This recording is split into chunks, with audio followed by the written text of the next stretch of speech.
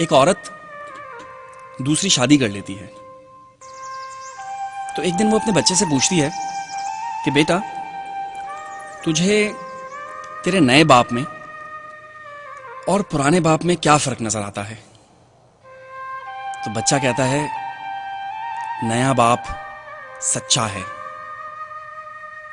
पुराना बाप झूठा था। जब मैं शैतानी करता था तो वो कहता था कि देखो बाज आजा, मैं तुझे बहुत मारूंगा। मैं बाज नहीं आता था। तो वो कहता था कि मैं तुझे घुमाने भी नहीं लेके जाऊंगा। मैं फिर भी बहुत शैतानी करता था। तो वो कहता था कि मैं तुझे आइसक्रीम भी नहीं खिलाऊंगा। मैं फिर भी नहीं मानता था। तो वो फिर भी सारे शहर में मुझे ढूंढकर अपने साथ घुमाने ले जाता था।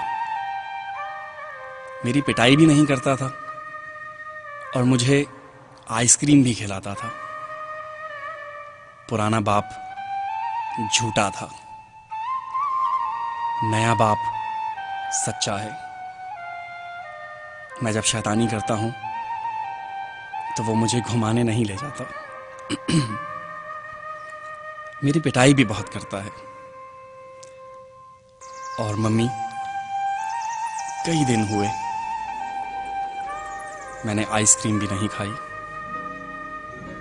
नया बाप सच्चा है, पुराना बाप झूठा था।